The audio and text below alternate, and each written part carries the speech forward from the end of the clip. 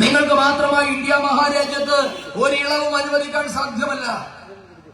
പണ്ട് ഒരു പൗരത്വ ഭേദഗതി നിയമം നിങ്ങൾക്കൊക്കെ അറിയാം, CAA നിയമം വന്ന സമയത്ത് എന്തായിരുന്നു പിണറായി വിജയനും അടക്കമുള്ളവർ പറഞ്ഞത്? ഇത് കേരളമാണ്, അല്ലെ, ഞങ്ങൾ വേറെയാണ്, ഇത് ഇന്ത്യയിലെ അല്ല, കേരളം എന്നത് വേറെ രാജ്യമാണ് എന്ന മട്ടിലായിരുന്നു അന്നത്തെ പ്രചരണം. ഇപ്പൊ ബജറ്റ് കഴിഞ്ഞപ്പോ ചോദിക്കുകയാണ്, എന്താ ഞങ്ങൾ ഇന്ത്യയിലല്ലേ എന്ന്. ഇങ്ങനെയാണ് ഇവരുടെ രാഷ്ട്രീയ നിലപാടുകള്. ഇപ്പൊ BJPക്ക് നിങ്ങളോട് പറയാനുള്ളത്, ആദ്യം പിണറായി വിജയനും CPM LDF മനസ്സിലാക്കണം, കേരളം എന്നുള്ളത് ഇന്ത്യയിലുള്ള ഒരു ചെറിയ സംസ്ഥാനം മാത്രമാണ്. അല്ലാതെ ഇന്ത്യയിലെ മറ്റ് 27 സംസ്ഥാനങ്ങൾക്കും ഇല്ലാത്ത ഒരു പ്രിവിലേജും ഒരു കൊമ്പും പിണറായി വിജയനോ കേരളത്തിനോ ഇല്ല എന്ന് CPIM LDF മനസ്സിലാക്കണം. ഇന്ത്യ മഹാരാജ്യത്ത് നടപ്പാക്കിയിട്ടുള്ള നിയമം അനുസരിച്ച്, ഇന്ത്യ മഹാരാജ്യം ഇത്രകാലവും അനുവർത്തിച്ചു വന്ന കീഴ്വഴക്കം അനുസരിച്ച് ഈ രാജ്യത്തിന്റെ ബജറ്റ് അവതരിപ്പിച്ചിട്ടുണ്ടെങ്കിൽ അതിലെല്ലാ സംസ്ഥാനങ്ങൾക്കും അർഹമായ വിഹിതമുണ്ട്. കേരളത്തിന് മാത്രം എന്തുകൊണ്ട് കിട്ടുന്നില്ല എന്ന് ചോദിച്ചാൽ, കിട്ടുന്നതൊന്നും ഇവിടെ തികയുന്നില്ല എന്നതാണ് മറുപടി. ഒന്നും കേരളത്തിന് കിട്ടാത്തത് കൊണ്ടല്ല. ശങ്കരൻ നമ്പൂതിരിപ്പാട് മുതൽ പിണറായി വിജയൻ വരെയുള്ള സംസ്ഥാന മുഖ്യമന്ത്രിമാരുടെ അഴിമതിയും കെടുകാര്യസ്ഥതയും മൂലം സംസ്ഥാനം എത്തി നിൽക്കുന്ന അതിഭീകരമായ ധനകാര്യ പ്രതിസന്ധി. കേരളം അഗാധമായ കടക്കണിയിലേക്ക് പതിച്ചിരിക്കുന്നു. കിട്ടുന്നതൊന്നും പോരാ. മന്ത്രിമാർക്ക് ദൂർഘടിക്കാൻ, നേതാക്കന്മാർക്ക് അഴിമതി നടത്താൻ, കൈയിട്ട് വരാൻ പോലും തികയാത്ത അവസ്ഥയിലാണ് ഇന്ന് കേരളത്തിന്റെ ഖജനാവ്. പണ്ട് നമുക്ക് പറയുമായിരുന്നു ഖജനാവിൽ പൂച്ച വെച്ച് കിടക്കുക എന്ന്. പിന്നെ അതൊക്കെ പറഞ്ഞാൽ അതൊരു ചെറിയ പ്രയോഗമായി മാറിപ്പോകും. ഇന്ന് ഖജനാവില് അതിന് പൈസയില്ല. എന്തുകൊണ്ടാ? എന്തിനാ നിങ്ങൾ ഈ പണം ചെലവഴിക്കുന്നത്? കയ്യിൽ കിട്ടുന്ന പണം കൃത്യമായി വിനിയോഗിക്കാൻ പിണറായി വിജയനോ സംസ്ഥാന സർക്കാരിനോ സാധിക്കുന്നുണ്ടോ? കഴിഞ്ഞ ദിവസങ്ങളിലൊക്കെ വായിക്കാൻ എന്തായിരുന്നു, വയനാടിന് കേന്ദ്രമൊന്നും നൽകിയില്ല, അല്ലെ? നമ്മളെല്ലാവരും കേട്ടതാണ്, വയനാടിനൊന്നും കൊടുക്കുന്നില്ല. കഴിഞ്ഞ ദിവസമാണ് കേന്ദ്ര ധനകാര്യമന്ത്രി 530 കോടി രൂപയാണ് വയനാടിന് വേണ്ടി പ്രത്യേക ഗ്രാന്റായിട്ട് അനുവദിച്ചത്. അപ്പൊ പറയുന്നു, ഇത് ചെലവഴിക്കാൻ സമയപരിധി വെക്കരുത്, ഞങ്ങൾക്ക് തോന്നുമ്പോൾ ചെലവഴിക്കുമെന്നാണ് പിണറായിയുടെ പുതിയ വീരവാദം. നിങ്ങൾ നോക്കൂ, ഈ കാര്യങ്ങളൊക്കെ സംസ്ഥാന സർക്കാരിന് കേന്ദ്രത്തിൽ നിന്ന് കിട്ടുന്ന പണം സമയബന്ധിതമായി ചെലവഴിച്ചാൽ മാത്രം പോരാ, നിങ്ങൾ ചെലവഴിച്ചതിന്റെ കണക്ക് കാണിക്കണം. പണ്ട് അങ്ങനെയായിരുന്നില്ല. പണ്ട് കേന്ദ്രം കുറെ പദ്ധതികളെ പ്രഖ്യാപിക്കും, അതിന് പണം കേരളത്തിന്റെ അക്കൗണ്ടിലേക്ക് ഇട്ടുകൊടുക്കും, പണി നടന്നാലും നടന്നില്ലേലും നിങ്ങൾക്ക് ബില്ല് മാറി എടുക്കാമായിരുന്നു. ഇന്ന് നരേന്ദ്രമോദി സർക്കാർ വന്നതിന് ശേഷം കാലം മാറി, രൂപം മാറി, ഭാവം മാറി, ഭരണത്തിന്റെ സ്വഭാവം മാറി. ഇന്ന് കേന്ദ്ര സർക്കാർ നൽകുന്ന ഓരോ പൈസയ്ക്കും പൈസ വിടാതെ അതിന് കൃത്യമായ കണക്കുകൾ കൊടുക്കണം. അല്ലാതെ പണ്ടത്തെ പോലെ വായുവിൽ എഴുതിക്കൊണ്ടുള്ള പരിപാടിയൊന്നും ഇന്ന് നരേന്ദ്രമോദിയുടെയും ഭാരതീയ ജനതാ പാർട്ടിയുടെ സർക്കാരിന് മുൻപിൽ വിലപ്പോകില്ല എന്ന് CPIM നേതാക്കന്മാർ മനസ്സിലാക്കണം. ഇന്നതാണ് സ്ഥിതി. കേന്ദ്രമന്ത്രി 100 രൂപ കൊടുത്താൽ ഈ 100 രൂപ നിങ്ങൾ എന്തിന് ചിലവഴിച്ചു? ആ ചിലവഴിച്ചതിന്റെ രേഖ എവിടെ എന്ന് ചോദിച്ചാൽ BJP കേന്ദ്ര സർക്കാർ നരേന്ദ്രമോദി കേരളത്തെ വേട്ടയാടുന്നു എന്നതാണ് വിലാപം. ഇന്ന് കണക്ക് ചോദിക്കാൻ പാടില്ല. കേന്ദ്രം ഇങ്ങനെ കൈയഴിച്ച് പണം കൊടുക്കണം, പക്ഷെ ഒന്നിന്റെയും കണക്ക് ചോദിക്കരുത്. എവിടുത്തെ ന്യായമാ? ഇങ്ങനെ ഒരു സർക്കാർ നടന്നു പോകുമോ? പിണറായി വിജയനും സംഘത്തിനും ഒന്നിന്റെയും കണക്ക് കൊടുത്ത ശീലമില്ല. അവര് വായി തോന്നുന്നത് കോതയ്ക്ക് പാർട്ട എന്ന മട്ടിലുള്ള ഭരണമാണ് ഇവിടെ നടത്താൻ ആഗ്രഹിച്ചത്. പക്ഷേ നരേന്ദ്രമോദിയും ഭാരതീയ ജനതാ പാർട്ടിയും പറഞ്ഞു അത് നടക്കില്ല. ഈ നാടിന്റെ പൊതുഖജനാവിൽ ചെലവഴിക്കുന്ന ഓരോ പണത്തിന്റെയും കണക്ക് നിങ്ങൾ കേന്ദ്ര സർക്കാരിന് കൊടുത്തില്ല എങ്കിൽ അടുത്ത ഗഡു പണം അനുവദിക്കില്ല. ഇങ്ങനെയാണ് കേരളത്തിലെ എല്ലാ പദ്ധതികളും ലാപ്സായി പോകുന്നത്. ഇത് സുപ്രീം കോടതിയിൽ പോയില്ലേ? ക്ഷമിക്കണം, ഹൈക്കോടതിയിൽ പോയില്ലേ? കേന്ദ്രം വയനാടിന് വേണ്ടി സഹായിക്കുന്നില്ല എന്ന് പറഞ്ഞു പോയപ്പോൾ കോടതി തിരിച്ചൊരു ചോദ്യം ചോദിച്ചു, ദുരിതാശ്വാസം നേരിടാൻ നിങ്ങളുടെ അക്കൗണ്ടിൽ എത്ര പണമുണ്ട്? അപ്പൊ പറഞ്ഞു, ഞങ്ങളുടെ അക്കൗണ്ടിൽ 200-300 കോടി രൂപ കിടപ്പുണ്ട്. അതെന്തു ചെയ്തു? അതിന്റെ കണക്കെവിടെ? ചോദിച്ചത് BJP അല്ല, നരേന്ദ്രമോദി അല്ല. കേരളത്തിന്റെ ബഹുമാനപ്പെട്ട ഹൈക്കോടതി പിണറായി വിജയൻ സർക്കാരിനോട് ചോദിച്ചു, നിങ്ങൾ ചെലവഴിച്ച പണത്തിന്റെ കണക്കെവിടെ? അത് കൊണ്ടുവരൂ. നാളെ വരെ ഹൈക്കോടതിയിൽ അങ്ങനെ ഒരു കണക്ക് സമർപ്പിക്കാൻ പിണറായി വിജയനോ LDF-നോ CPIM-നോ സാധിച്ചിട്ടുണ്ടോ? എന്നിട്ടിപ്പോ തെരുവ് നീളം നടക്കുകയാണ്. കേരളം എന്താ ഇന്ത്യയിലല്ലേ എന്നാണ് ചോദ്യം. കേരളം ഇന്ത്യയിലായതുകൊണ്ടാണ് സർ നിങ്ങളുടെ തോന്നിവാസം ഒന്നും നടക്കാത്തത്. കേരളം അങ്ങ് ക്യൂബയിലായിരുന്നുവെങ്കിൽ, കേരളം അങ്ങ് ചൈനയിലായിരുന്നുവെങ്കിൽ ഒരുപക്ഷെ പിണറായി വിജയനും CPM നേതാക്കന്മാർക്കും തോന്നുന്ന തരത്തിൽ ഭരിക്കാമായിരുന്നു. പക്ഷേ കേരളം ഇന്ത്യയിലായതുകൊണ്ട് തന്നെ ഞങ്ങൾ പറയുന്നു, നിങ്ങൾക്ക് തോന്നിവാസം ഭരിക്കാൻ ഞങ്ങൾ ഈ നാടിനെ വിട്ടു നൽകില്ല. കാരണം ഞങ്ങൾക്ക് ഈ നാടിനെ പറ്റി പ്രതീക്ഷയുണ്ട്, നിങ്ങൾക്ക് പ്രതീക്ഷ ഉണ്ടാവില്ല. 2047 ആകുമ്പോ ഈ രാഷ്ട്രം ലോകത്തിലെ ഏറ്റവും സുശക്തമായ രാഷ്ട്രമാകണം, ലോകത്തിലെ ഏറ്റവും സമ്പൽ സമൃദ്ധമായ രാജ്യമാകണം, ഒരു വികസിത രാജ്യമായി ഭാരതം മാറണമെന്ന സങ്കല്പത്തിലാണ് നരേന്ദ്രമോദി കഴിഞ്ഞ 11 വർഷമായി ഈ നാടിനെ നയിക്കുന്നത്. ഏകദേശം പിണറായി വിജയൻ വന്നിട്ട് 8-9 വർഷമായില്ലേ? എന്താണ് കഴിഞ്ഞ 9 വർഷം കൊണ്ട് പിണറായി വിജയൻ കേരളത്തിന് നൽകിയത്? എന്നെ കേൾക്കുന്ന CPIM-കാർ ആരെങ്കിലും ഉണ്ടെങ്കിൽ ഒന്ന് പറഞ്ഞു തരാൻ പറ്റുമോ? കഴിഞ്ഞ 9 വർഷം കൊണ്ട് ഇടതുപക്ഷ ജനാധിപത്യ മുന്നണി കേരളത്തിൽ നടപ്പാക്കിയ ഒരു പദ്ധതിയുടെ പേര് പറ. ഇപ്പൊ നമ്മൾ നോക്കാൻ സഖാക്കന്മാര് ഫേസ്ബുക്കിൽ കൂടി അതിന് മറുപടി പറയും. എന്താണെന്ന് അറിയാമോ? നല്ല മിനുസമാർന്ന മനോഹരമായ റോഡുകളുടെ പടമിട്ട് ഇതാണ് പിണറായി വിജയന്റെ നേട്ടം, അല്ലെ? ശരിയാണോ? സംസ്ഥാനത്ത് ഇന്ന് 1800 കിലോമീറ്ററിലധികം ദേശീയപാതകൾ പണിതിട്ടുണ്ട്. ആരാ ദേശീയപാത പണിതത്? അതിന്റെ പേര് തന്നെ ദേശീയപാത എന്നാണ്, അല്ലെ? സാധാരണഗതിയിൽ മറ്റ് സംസ്ഥാനങ്ങളിലൊക്കെ നടക്കുന്നത് എങ്ങനെയാ? സംസ്ഥാന സർക്കാർ റോഡിന് ഭൂമി ഏറ്റെടുത്ത് കൊടുക്കും, കേന്ദ്ര സർക്കാർ പണിയും. പക്ഷേ നമ്മളുടെ കേന്ദ്രമന്ത്രിയായ ശ്രീമാൻ നിതിൻ ഗഡ്കരി അന്ന് പിണറായി വിജയനോട് പറയുന്ന ഒരു കാര്യമുണ്ട്. നിങ്ങൾക്ക് പണം കണ്ടെത്താനാകുന്നില്ല എങ്കിൽ മിസ്റ്റർ പിണറായി വിജയൻ, നിങ്ങൾ പണത്തിന്റെ കാര്യം ഓർത്ത് വിഷമിക്കേണ്ടതില്ല. എത്ര പണം വേണമെങ്കിലും കേന്ദ്രം മുടക്കാൻ തയ്യാറാണ്. കാരണം ഈ നാട്ടിൽ മികച്ച റോഡുകൾ വേണം. അതുകൊണ്ട് നിങ്ങൾ അർഹതപ്പെട്ടവരുടെ കയ്യിൽ നിന്ന്, ഭൂ ഉടമസ്ഥരുടെ കയ്യിൽ നിന്ന് സമ്മതപത്രം മാത്രം വാങ്ങിയാൽ മതി. അതിനാവശ്യമായ തുക എത്രയാണെങ്കിലും കേന്ദ്ര സർക്കാർ മുടക്കുമെന്ന് നിതിൻ ഗഡ്കരിയാണ് വാക്ക് കൊടുത്തത്. കേന്ദ്ര സർക്കാരിന്റെയായിരുന്നു വാഗ്ദാനം.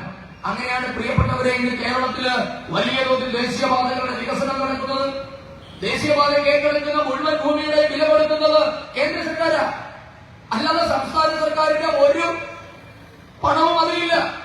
പിണറായി വിജയൻ വന്ന ആദ്യഘട്ടത്തിൽ നേരത്തെ ഏറ്റെടുത്ത ഭൂമിയുടെ വില മാത്രമാണ് കൊടുത്തിട്ടുള്ളത്.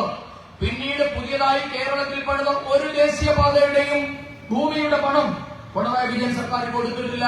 അത് മുഴുവൻ പൂർണ്ണമായും കേന്ദ്ര സർക്കാർ പദ്ധതിയാണ് ഇവിടെ. അങ്ങനെ എത്രയെത്ര കാര്യങ്ങളാണ് കേരളത്തിൽ നടക്കുന്നത്. ഇന്ത്യ മഹാരാജ്യത്ത് നരേന്ദ്രമോദി വന്നതിന് ശേഷം ഉണ്ടായ മാറ്റം നിങ്ങൾക്ക് എല്ലാവർക്കും അറിയാം. നിങ്ങളെല്ലാവരും അനുഭവിക്കുന്നവരാണ്.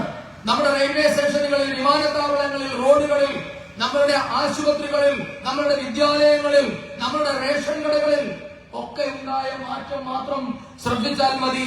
എങ്ങനെയാണ് നരേന്ദ്രമോദി സർക്കാർ ഈ നാടിനെ പരിവർത്തനപ്പെടുത്തിയത് എന്ന് നമുക്ക് മനസ്സിലാക്കാൻ സാധിക്കും.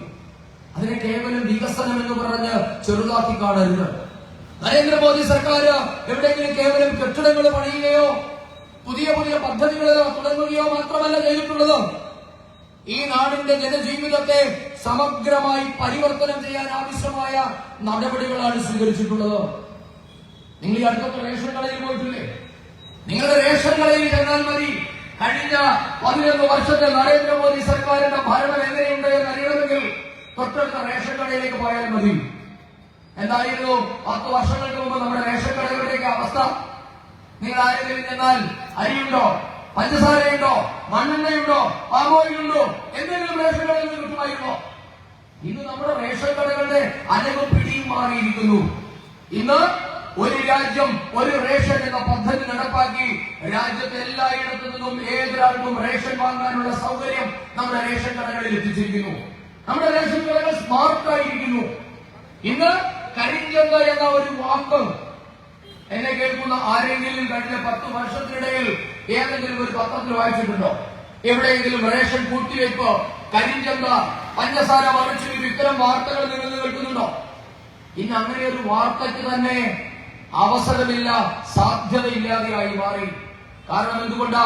കേന്ദ്ര സർക്കാർ കൊടുക്കുന്ന ധാന്യങ്ങള് പഞ്ചസാര, മണ്ണെണ്ണ ഇവയൊക്കെ കൃത്യമായ രീതിയിൽ രേഖപ്പെടുത്തപ്പെടുന്നു. ഇതവ കൊണ്ടുവരുന്ന വണ്ടികൾ കൃത്യമായി നിരീക്ഷിക്കപ്പെടുന്നു. GPS സംവിധാനമുള്ള വണ്ടികളിലാണ് റേഷൻ സാധനങ്ങൾ ഗോഡൌണിൽ നിന്ന് എടുത്തുകൊണ്ടുവരുന്നത്. ആ വണ്ടികൾക്ക് എങ്ങോട്ടേക്ക് വഴിതെറ്റി പോകാൻ പറ്റില്ല. നിങ്ങൾ ഫുഡ് കോർപ്പറേഷന്റെ ഗോഡൌണിൽ നിന്ന് കയറ്റുന്ന സാധനം ചാരിമൂട്ടിലെ ഇത്ര നമ്പർ റേഷൻ കടയിലേക്ക് എന്ന് പറഞ്ഞാൽ അവിടേക്ക് തന്നെ എത്തിയിരിക്കണം. അത് പോകുന്നതിനുള്ള വഴി നേരത്തെ തന്നെ ക്രമപ്പെടുത്തിയതാണ്. ഗോഡൌണിൽ നിന്നും റേഷൻ കടയിലേക്ക് എത്താൻ വേണ്ടുന്ന സമയം പോലും ക്രമീകരിച്ചാണ് വാഹനങ്ങളിൽ നിന്ന് ഓടുന്നത്. അപ്പൊ ഇവിടെ വന്നാലോ കൃത്യമായി റേഷൻ കടയിൽ റേഷൻ ഉള്ളവർക്ക് മാത്രം റേഷൻ, തോന്നുന്നവർക്ക് കൊടുക്കാൻ പറ്റില്ല. നിങ്ങളുടെ ബയോമെട്രിക് സംവിധാനം ഉപയോഗിച്ച് നിങ്ങളുടെ വിരലടയാളം അടക്കമുള്ള ബയോമെട്രിക് സംവിധാനം ഉപയോഗിച്ചാണ് ഇന്ന് നമ്മുടെ രാജ്യത്ത് റേഷൻ കൊടുക്കുന്നത്. അതുകൊണ്ടെന്താ അർഹതയില്ലാത്ത ഒരാൾക്ക് പോലും ഇന്ന് റേഷൻ കിട്ടുന്നില്ല. അർഹതയുള്ള എല്ലാവർക്കും കൃത്യമായി റേഷൻ കിട്ടുന്നുമുണ്ട്. ഇങ്ങനെ എത്രയെത്രയാ മാറ്റങ്ങൾ നമ്മുടെ നാട്ടിൽ സംഭവിച്ചത്. പ്രിയപ്പെട്ടവരെ, നരേന്ദ്രമോദി അധികാരത്തിൽ വരുന്നതിന് മുമ്പ് നമ്മുടെ രാജ്യത്തെ കുടിവെള്ള പദ്ധതിയുടെ അവസ്ഥ എന്തായിരുന്നു? മോദി അധികാരത്തിൽ വരുമ്പോൾ രാജ്യത്തെ 60% വീടുകൾക്കും ശുദ്ധജലം എന്നുള്ളത് കിട്ടാക്കനിയായിരുന്നു. ഇത് 11 വർഷത്തെ നമ്മുടെ ഭരണം പൂർത്തിയാകുമ്പോ ചാരിമൂട് അടക്കമുള്ള പഞ്ചായത്തുകളിൽ നിന്ന് ജൽജീവൻ മിഷൻ പദ്ധതി അടക്കം എല്ലാവർക്കും കുടിവെള്ളം കിട്ടുകയാണ്. പൈപ്പുകളിൽ നിങ്ങളുടെ വീടുകളിലേക്ക് കുടിവെള്ളം എത്തിയിരിക്കുന്നു. വലിയ വലിയ നഗരങ്ങളിൽ നിന്ന് ഗ്യാസ് സിലിണ്ടറുകൾ മാറി പൈപ്പിൽ കൂടി ഗ്യാസ് കണക്ഷൻ നിങ്ങളുടെ വീടുകളിൽ എത്തിയിരിക്കുന്നു. നരേന്ദ്രമോദി അധികാരത്തിൽ വരുമ്പോ ഈ രാജ്യത്തെ 20,000 ഗ്രാമങ്ങൾ സമ്പൂർണമായി ഇരുട്ടിലായിരുന്നു, അന്ധകാരത്തിലായിരുന്നു 20,000 ഗ്രാമങ്ങൾ. മോദിയുടെ 11 വർഷത്തെ ഭരണം പൂർത്തിയാകുമ്പോ രാജ്യത്തെ 100% ഗ്രാമങ്ങളിലും വൈദ്യുതി എത്തിയിട്ടുണ്ട്. നരേന്ദ്രമോദി അധികാരത്തിലെത്തുമ്പോ ഈ രാജ്യത്തെ 60% വീടുകൾക്കും ഒരു ടോയ്ലറ്റ് പോലും ഉണ്ടായിരുന്നില്ല. ഇന്ന് മോദിയുടെ ഭരണം 11 വർഷം പൂർത്തിയാക്കുമ്പോ രാജ്യത്തെ 100% വീടുകളിലേക്കും ടോയ്ലറ്റ് എത്തിയിരിക്കുന്നു. എല്ലാവർക്കും വീടും. കഴിഞ്ഞ 11 വർഷത്തിനിടയിൽ കോടിക്കണക്കിന് വീടുകളാണ് പ്രധാനമന്ത്രി ആവാസ് യോജന പദ്ധതി പ്രകാരം രാജ്യത്ത് നിർമ്മിച്ചു കൊടുക്കുന്നത്. എല്ലാം അടിസ്ഥാന സൗകര്യങ്ങളുള്ള അതേ വീടുകൾ.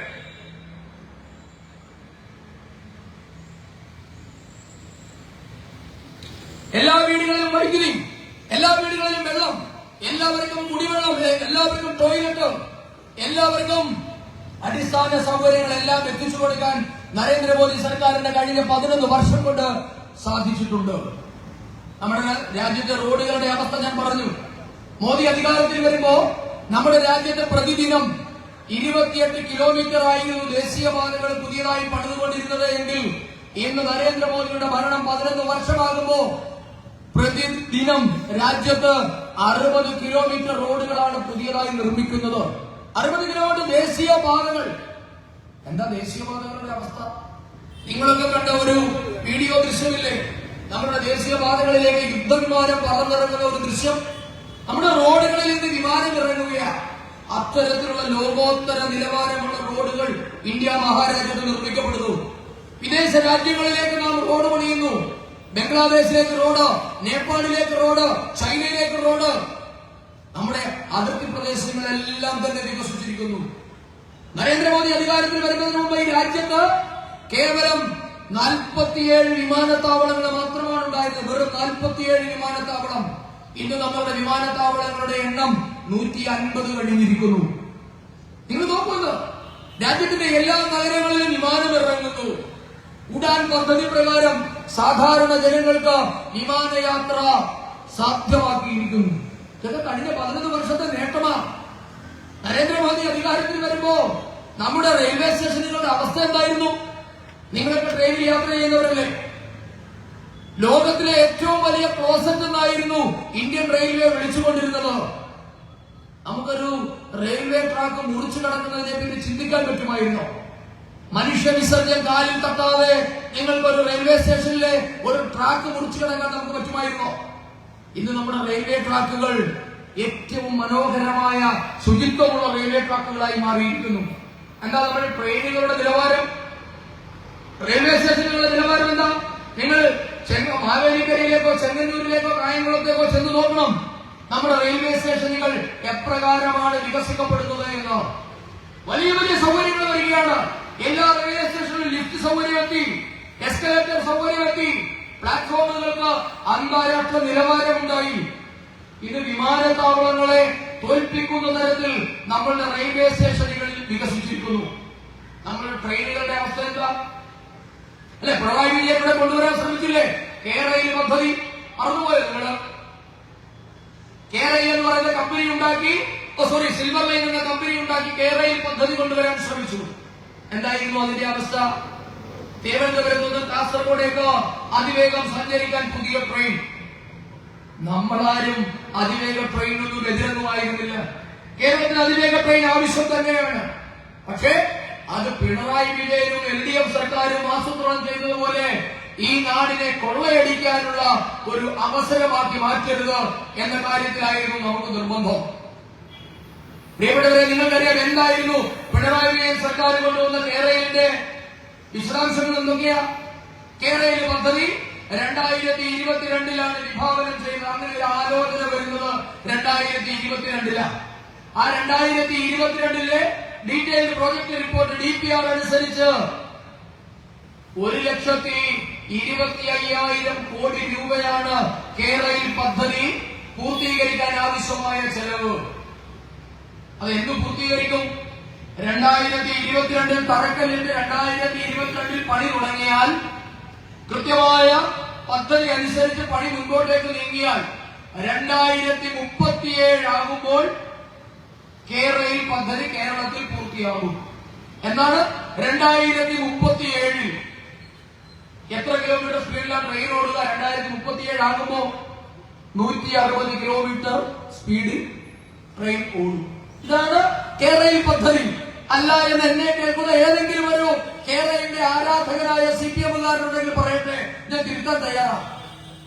2037 ആകുമ്പോൾ കേരളത്തിൽ ഓടുന്ന തീവണ്ടിയുടെ വേഗതയാണ് 160 കിലോമീറ്റർ. കേരളയിൽ പദ്ധതി വിഭാവനം ചെയ്യുന്നത് 160 കിലോമീറ്റർ വേഗത്തിലുള്ള ട്രെയിനാണ്. അതിനെന്താ ചെലവ്? 1,25,000 കോടി രൂപ. എങ്ങനെ? കൃത്യമായ സമയത്ത് പൂർത്തീകരിച്ചാൽ. കേരളത്തിൽ ഏതെങ്കിലും ഒരു പദ്ധതി കൃത്യസമയത്ത് പൂർത്തീകരിച്ചതായി നിങ്ങൾക്ക് ആർക്കെങ്കിലും അറിവുണ്ടോ? നമ്മുടെ തൊട്ടപ്പുറത്ത് ആലപ്പുഴയിലേക്ക് ചെന്നാൽ ആലപ്പുഴ നഗരത്തിൽ ഒരു ബൈപ്പാസ്, അല്ലെ? ആലപ്പുഴ ബൈപ്പാസ് എന്നാ അതിന്റെ തറക്കല്ലിട്ട് ആരാണെന്നറിയാമോ? നമ്മുടെ തൊട്ടപ്പുറത്തെ ജില്ലക്കാരനായ പഴയ പൊതുമരാമത്ത് മന്ത്രി ശ്രീമൻ TK ദിവാകരൻ. ഓർമ്മയുണ്ടാകും. TK ദിവാകരൻ എന്ന് പറയുന്ന ഒരു പൊതുമരാമത്ത് മന്ത്രി കേരളത്തിലുണ്ടായിരുന്നു. TK ദിവാകരന്റെ കാലഘട്ടത്തിൽ 42 വർഷം മുമ്പ് തറക്കല്ലിട്ട ഒരു ബൈപ്പാസ് ആണ് നരേന്ദ്രമോദി വന്നപ്പോഴാണ് ഉദ്ഘാടനം ചെയ്തത്. കൊല്ലത്തെ ബൈപ്പാസ് 41 വർഷമാണ് കാത്തു കിടന്നത്. ഒരു കല്ല് വെച്ചിട്ട് അതിന് മുകളിൽ ഒരു കല്ല് വെക്കാൻ നരേന്ദ്രമോദി 2014 അധികാരത്തിലെത്തേണ്ടി വന്നു. കേരളത്തിന് 7 മന്ത്രിമാരുണ്ടായിരുന്നു. മറന്നുപോകരുത്, 7 കേന്ദ്രമന്ത്രിമാർ. ആലപ്പുഴ ജില്ലയിൽ നിന്ന് 4 or 5 പേരുണ്ടായിരുന്നു. ഈ മാവേലിക്കരയുടെ MP ആയ ശ്രീമാൻ കൊടിക്കുന്നിൽ സുരേഷ് കേന്ദ്രമന്ത്രിയായിരുന്നു. KC വേണുഗോപാൽ കേന്ദ്രമന്ത്രിയായിരുന്നു. AK ആന്റണി ആലപ്പുഴയുടെ കേന്ദ്രമന്ത്രിയായിരുന്നു. ശ്രീമാൻ വയലാർ രവി ആലപ്പുഴയിൽ നിന്നുള്ള കേന്ദ്രമന്ത്രിയായിരുന്നു. 4 കേന്ദ്രമന്ത്രിമാർ ആലപ്പുഴ ജില്ലയിൽ നിന്ന് മാത്രം. തിരുവനന്തപുരത്ത് നിന്ന് ശശി തരൂര്, കോഴിക്കോട് നിന്ന് മുല്ലപ്പള്ളി രാമചന്ദ്രൻ, മലപ്പുറത്ത് നിന്ന് E അഹമ്മദ്. എത്ര മന്ത്രിമാരായി? 7 കേന്ദ്രമന്ത്രിമാർ കേരളത്തിൽ ഉണ്ടായിട്ട് എന്താ സാധിച്ചത്?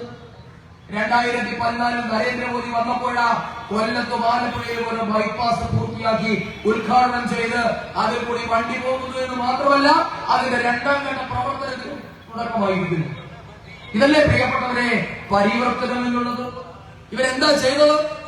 ഞാൻ കഴിഞ്ഞ മാസം ഒരു 3-4 മാസം ഗുജറാത്തിൽ പോയി. ഗുജറാത്തിലെ സ്റ്റാച്യു ഓഫ് യൂണിറ്റി കാണാൻ വേണ്ടി പോയതാണ്. ഏകതാ പ്രതിമ കാണാൻ പോയി. ലോകത്തിലെ ഏറ്റവും വലിയ സ്റ്റാച്യു ആണ് നമ്മുടെ സർദാർ വല്ലഭായ് പട്ടേലിന്റെ സ്റ്റാച്യു ഓഫ് യൂണിറ്റി. അതിമനോഹരമായ നിർമ്മിതിയാണ്. അന്നെന്താ ഇവിടുത്തെ സഖാക്കന്മാര് പറഞ്ഞത്? പ്രതിമ പണിത പട്ടിണി മാറുമോ? അല്ലെ, അങ്ങനെയല്ലായിരുന്നു ചോദ്യം. നമ്മൾ കേട്ടില്ലേ? ഇന്ന് ലോകത്തിലെ ഏറ്റവും കൂടുതൽ വരുമാനം ഉണ്ടാക്കുന്ന ടൂറിസം സ്പോട്ടുകളിൽ ഒരെണ്ണമാണ് സ്റ്റാച്യു ഓഫ് യൂണിറ്റി അഥവാ ഏകതാ പ്രതിമ നിലനിൽക്കുന്ന സർദാർ സരോവർ ഡാമിന്റെ പദ്ധതി പ്രദേശം. ഞാൻ അവിടെ പോയി. നിങ്ങൾക്ക് ആർക്കും പോയി കാണാം. ഞാൻ പറയുന്ന ഒരു കള്ളവുമല്ല. അവിടെ തൊട്ടടുത്താണ് നർമ്മദ സരോവർ.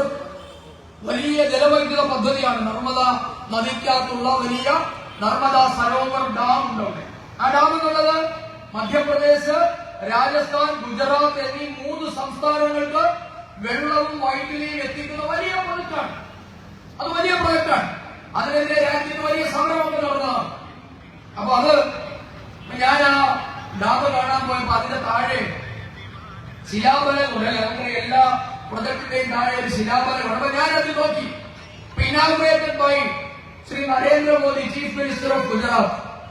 അതായത് ഗുജറാത്ത് മുഖ്യമന്ത്രി ആയിരുന്ന സമയത്ത് നരേന്ദ്രമോദിയാണ് ഉദ്ഘാടനം ചെയ്തത്. അതിന് തൊട്ടപ്പുറത്ത് മറ്റൊരു ശിലയുണ്ട്. അതിൽ എഴുതിയിരിക്കുന്നു ഫൗണ്ടേഷൻ സ്റ്റോൺ ലെയ്ഡ് ബൈ. അതായത് ഇതിന് തറക്കല്ലിട്ടത് ആരറിയാമോ? പണ്ഡിറ്റ് ജവഹർലാൽ നെഹ്റു.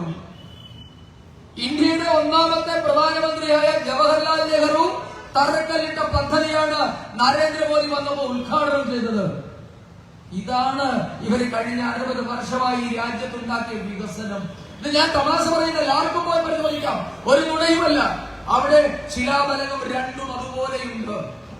പ്രിയപ്പെട്ടവരെ, നരേന്ദ്രമോദി തറക്കല്ലിട്ട ഒരു പദ്ധതിയും എവിടെയും മുടങ്ങി കിടപ്പില്ല. അത് നരേന്ദ്രമോദിയുടെ ഭരണകാലത്ത് തന്നെ ഉദ്ഘാടനം ചെയ്ത് ജനങ്ങൾക്ക് തുറന്നു കൊടുത്തിട്ടുണ്ട്. എന്താ മറ്റുള്ളവരുടെ അവസ്ഥ? ഈ രാജ്യം ഇവര് ഭരിച്ചില്ലേ?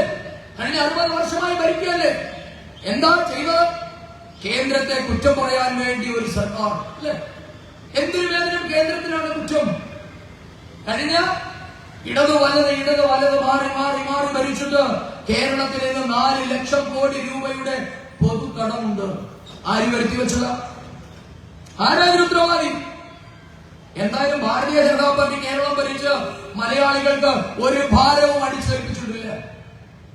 ഏലംകുളത്ത് മഴയ്ക്ക് ശങ്കരൻ നമ്പൂതിരിപ്പാട് മുതല് എങ്ങ് പിണറായി വിജയൻ വരെയുള്ളവർ ഭരിച്ചതിന്റെ ബാക്കി പത്രം എന്ത് എന്ന് ചോദിച്ചാൽ 4.25 ലക്ഷം കോടി രൂപയുടെ പൊതുകടം എന്നതാണ് ഉത്തരം. കേരളത്തിന് എന്താ സ്വന്തമായി ഇവര് നേടിത്തന്നത്? ഇവരെപ്പോഴും പറയില്ലേ കേരളം 1ാം നമ്പറാണ്. ആർക്കായതിൽ സംശയം? നമ്മുടെ എല്ലാവരുടെയും ആഗ്രഹമാണ് കേരളം 1ാം നമ്പറായി എത്തണം. അതിനുവേണ്ടിയാണ് നാം എല്ലാവരും ആഗ്രഹിക്കുന്നത്. പക്ഷേ ഈ 1ാം നമ്പർ സ്ഥാനം എന്നുള്ളത് അങ്ങ് പിണറായി വിജയന്റെ തറവാട്ടിൽ നിന്ന് കൊണ്ടുവന്ന സൗജന്യമോ സമ്മാനമോ ഒന്നും അല്ല എന്ന് ഇവിടുത്തെ കമ്മ്യൂണിസ്റ്റുകാരൻ മനസ്സിലാക്കണം. കേരളം 1ാം നമ്പർ ആയത് 1956 ഐക്യ കേരളം രൂപപ്പെടുന്നതിന് മുൻപ് തന്നെ കേരളം പല മേഖലകളിലും 1ാം നമ്പർ ആയിരുന്നു. രാജ്യത്തെ ഏറ്റവും കൂടുതൽ സാക്ഷരതയുള്ള സംസ്ഥാനം 1956 മുൻപ് തന്നെ, ഇന്ത്യ സ്വാതന്ത്ര്യമാകുന്നതിന് മുൻപ് തന്നെ കേരളം രാജ്യത്ത് സാക്ഷരതയുടെ കാര്യത്തിൽ 1ാം നമ്പറായിരുന്നു. ശിശു മരണനിരക്ക് ഏറ്റവും കുറവുള്ള സംസ്ഥാനം രാജ്യത്ത് കേരളമായിരുന്നു 1947 മുൻപ് തന്നെ. ഏറ്റവും ആയുർദൈർഘ്യമുള്ള ജനങ്ങൾ താമസിക്കുന്ന സ്ഥലം കേരളമായിരുന്നു 1947 മുൻപ് തന്നെ. ഏറ്റവും കൂടുതൽ നെല്ലുൽപാദന സംസ്ഥാനം കേരളമായിരുന്നു. ഏറ്റവും മികച്ച ആരോഗ്യരംഗം കേരളത്തിന്റേതായിരുന്നു. ഏറ്റവും വ്യക്തിശുചിത്വം കേരളത്തിന്റേതായിരുന്നു. ഇങ്ങനെ എല്ലാ മേഖലകളിലും 1947 മുൻപ് തന്നെ കേരളം 1ാമതായിരുന്നു. പക്ഷേ ഇടതുപക്ഷത്തിന്റെയും വലതുപക്ഷത്തിന്റെയും 65 വർഷത്തെ ഭരണം കഴിയുമ്പോ എന്താ കേരളത്തിലെ ഇന്നത്തെ പ്രോഗ്രസ് കാർഡ് എങ്ങനെയാ? ഇന്ന് ഏത് മേഖലയിലാ കേരളം 1ാം നമ്പർ ആയിട്ടുള്ളത്? എന്നെ കേൾക്കുന്ന ആർക്കെങ്കിലും പറയാൻ പറ്റുമോ? ഇന്ന് കേരളത്തിലെ ചെറുപ്പക്കാരുടെ അവസ്ഥ എന്താ? 6 മാസം സമൃദ്ധമായി മഴ കിട്ടുന്ന നാടാണ് കേരളം, അല്ലേ? 6 മാസം നമുക്ക് മഴയുണ്ട്. 44 നദികൾ കേരളത്തിലുണ്ട്. സമൃദ്ധമായ വെള്ളമുണ്ട് എല്ലാ നദികളിലും. ഇന്ന് ഒരു ദിവസം ഉച്ചസ്ഥായിയിൽ സൂര്യൻ ഉദിച്ചാൽ കേരളത്തിൽ വരൾച്ചയാണല്ലേ? കിണറ്റിൽ വെള്ളമുണ്ടോ? ഇത് കുപ്പിവെള്ളത്തെ ആശ്രയിക്കാതെ മലയാളിക്ക് വീടിന് പുറത്തിറങ്ങുന്നതിനെ പറ്റി ചിന്തിക്കാൻ പറ്റുമോ? പ്രിയപ്പെട്ടവരെ, 44 നദികളും 6 മാസം മഴയും കിട്ടുന്ന ഒരു സംസ്ഥാനത്തെ ഭരിച്ചു മുടിച്ചതിന്റെ അവസ്ഥയായത്. കൊക്കോക്കാളക്കാരനും പെപ്സിക്കാരനും കുപ്പിയിൽ വെള്ളം കൊണ്ടു തന്നാൽ മലയാളി കുടിവെള്ളം ആയിട്ട് ഉപയോഗിക്കും, അല്ലെ? 2 ദിവസം തുടർച്ചയായി മഴ പെയ്താൽ കേരളത്തിൽ വെള്ളപ്പൊക്കമാ. ആരുടെ കുഴപ്പമാ? ഇന്ന് തമിഴ്നാട്ടിൽ തമിഴൻ കൃഷി ചെയ്തില്ല എങ്കിൽ മലയാളിക്ക് സാമ്പാറും അവിയലും തോരനും കൂട്ടി ഉണ്ണാൻ പറ്റുമോ? അതിർത്തി കിടന്നൊരു വണ്ടി വന്നില്ല എങ്കിൽ എത്ര മലയാളികളുടെ വീട്ടിൽ അടുപ്പ് പോയി? എന്താ അവസ്ഥ? മലയാളിക്ക് അരി വേണമെങ്കിൽ തെലുങ്കൻ തരണം, അല്ലെങ്കിൽ ജാർഖണ്ഡിൽ നിന്ന് വരണം, അല്ലെ ഛത്തീസ്ഗഡിൽ നിന്ന് വരണം അരി, അല്ലെങ്കിൽ ആന്ധ്രാപ്രദേശിൽ നിന്നോ തെലങ്കാനയിൽ നിന്നോ വരണം. പച്ചക്കറി തമിഴൻ കൃഷി ചെയ്യണം, അല്ലെ നമ്മളെല്ലാം തിന്നുകൂട്ടും. ഒരു ഓംലെറ്റ് കഴിക്കണമെങ്കിൽ മുട്ട തമിഴൻ തരണം, അല്ലെ ഇറച്ചി കഴിക്കണമെങ്കിൽ കാളയെ തമിഴ്നാട്ടിൽ നിന്ന് കൊണ്ടുവരണം, കോഴി തമിഴ്നാട്ടിൽ നിന്ന് വരണം, ആട് തമിഴ്നാട്ടിൽ നിന്ന് വരണം. പാല് കുടിക്കണമെങ്കിൽ ചായ കുടിക്കണമെങ്കിൽ കർണാടകത്തിൽ നിന്നും ആന്ധ്രയിൽ നിന്നും തമിഴ്നാട്ടിൽ നിന്നും പാല് വരണം. എന്താ ഇവിടെ കൈമുതലായിട്ടുള്ളത്? നിങ്ങൾക്ക് നല്ല ചികിത്സ വേണമെങ്കിൽ എവിടെ പോകണം? കേരളത്തിന് വെളിയിൽ പോകണം, അല്ലെ? നമ്മുടെ മുഖ്യമന്ത്രിക്ക് എന്താ അസുഖമെന്ന് നമുക്കറിയില്ല. എന്തായാലും അദ്ദേഹം പെട്ടെന്ന് സുഖം പ്രാപിക്കട്ടെ എന്ന് പ്രാർത്ഥിക്കുന്നു. പക്ഷേ അദ്ദേഹത്തിന് മികച്ച ചികിത്സ വേണമെങ്കിൽ അമേരിക്കയിലേക്ക് പോകണം. എന്തേ?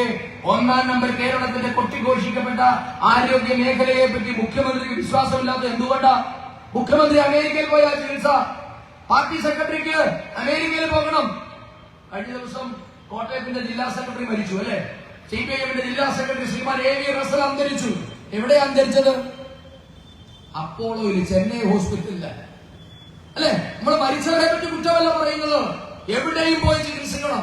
പക്ഷേ നിങ്ങളിത് 1-ാം നമ്പറാണ് എന്ന് പുലപ്പുറത്ത് കയറി നിന്ന് കൂവുമ്പോ എന്തേ ഈ 1-ാം നമ്പറിന്റെ സൗജന്യവും ആനുകൂല്യമൊന്നും നിങ്ങളുടെ പാർട്ടി നേതാക്കന്മാർ ഉപയോഗിക്കാത്തത് എന്ന സാമാന്യമായ സംശയം എല്ലാ ജനങ്ങൾക്കും തോന്നില്ലേ? അപ്പൊ കേരളത്തിന്റെ ആരോഗ്യ രംഗത്തിന് എന്തോ കുഴപ്പമുണ്ടോ എന്ന് പറയാതെ പറയുന്നത് ഭരണകർത്താക്കന്മാർ തന്നെയാണ്. ഇനി ഏതെങ്കിലും ഒരു സംരംഭം തുടങ്ങണമെങ്കിലോ? ഇപ്പൊ കേരളത്തിൽ വലിയ ഇൻവെസ്റ്റേഴ്സ് മീറ്റ് നടക്കുകയാണ്, അല്ലെ? വലിയ മുതലാളിമാരെ വിളിച്ചുകൊണ്ട് വന്നിരിക്കുക. ആരാ വലിയ മുതലാളിമാര്? തൃശ്ശൂരുകാരൻ MA യൂസഫ് അലി, മറ്റൊരു തൃശ്ശൂരുകാരൻ PNC മേനോൻ, കോഴിക്കോടുകാര്, മലപ്പുറത്തുകാര്, ഇവരൊക്കെയാണ് ഇവിടുത്തെ വലിയ മുതലാളിമാര്. അവരവിടെയും ഇവിടെയും ഒക്കെ വന്ന് 2-3 ഷോപ്പിംഗ് കോംപ്ലക്സ് തുടങ്ങും. അതാണ് കേരളത്തിന്റെ വലിയ വികസനം. പ്രിയപ്പെട്ടവരെ, ഇതാണോ ഇൻവെസ്റ്റേഴ്സ് മീറ്റ്?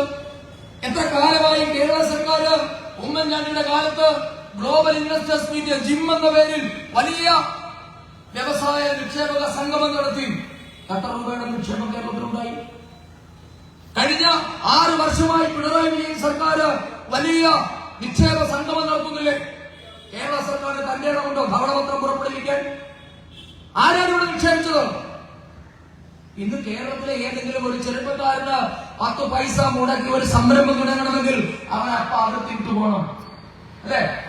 മുഖ്യമന്ത്രിയുടെ മകൾക്ക് എവിടെയാ സ്ഥാപനം?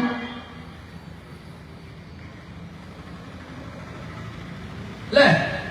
മുഖ്യമന്ത്രിയുടെ മകള് സ്വന്തം കാലിൽ നിന്ന് ജീവിക്കണമെന്ന് തീരുമാനിച്ചപ്പോ വച്ചു പിടിച്ചത് അങ്ങ് കർണാടകയിലേക്കാണ്. എന്റെ സ്വന്തം അച്ഛൻ ഭരിക്കുന്ന സംസ്ഥാനത്ത് 10 രൂപ മുടക്കി ഇവിടെ ഉള്ള വ്യവസായ സൗഹൃദ അന്തരീക്ഷം മെച്ചപ്പെടുത്തി അതിന്റെ ആനുകൂല്യം ഉപയോഗിച്ചുകൊണ്ട് കേരളത്തിൽ ബിസിനസ് ചെയ്യണമെന്നെന്താ ശ്രീമതി വീണ വിജയന് തോന്നാതെ പോയത്? വീണയ്ക്കറിയാം ഈ മണ്ടന്മാര് സഖാക്കന്മാരെ പറ്റിക്കാൻ അച്ഛൻ പലതും പറയും. അത് കേട്ട് കേരളത്തിൽ നിന്നാൽ മുടക്കിയ പണവും കിട്ടില്ല, ഉയരുമുണ്ടാകില്ല എന്ന് മനസ്സിലാക്കിയാണ് ശ്രീമതി വീണ അങ്ങ് ബാംഗ്ലൂരിലേക്ക് വണ്ടി കയറിയത്.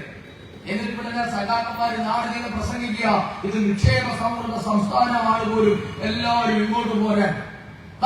ഈ വഴിക്കുള്ള ചെറുപ്പക്കാർ പോകുന്നുണ്ടല്ലോ. ഏതെങ്കിലും ഒരു ചെറുപ്പക്കാരെ നിങ്ങൾ തുറന്നു നിർത്തിയെന്ന് ചോദിക്കാൻ.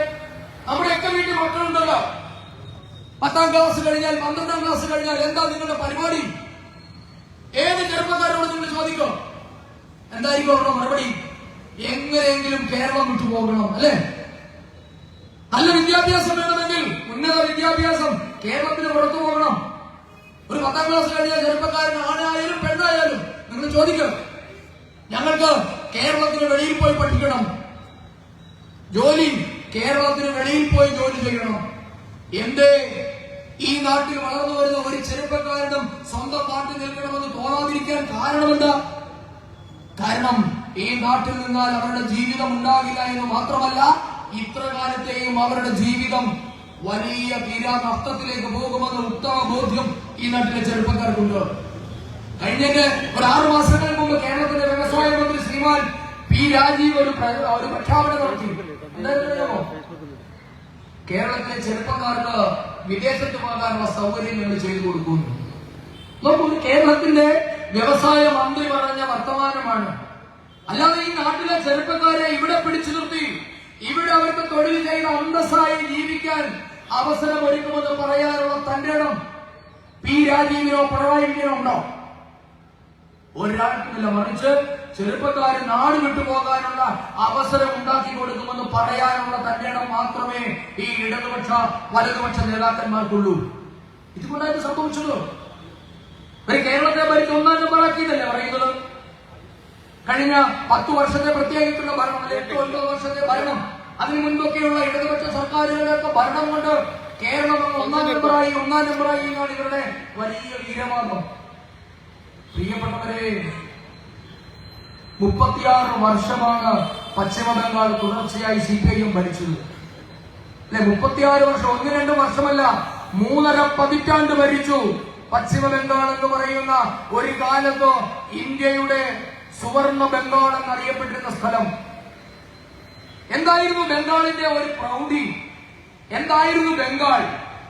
ബ്രിട്ടീഷുകാരടക്കമുള്ള വൈദേശിക ആക്രമണകാരികൾക്ക് സ്ഥിരം തലവേദനയായിരുന്നു ബംഗാൾ.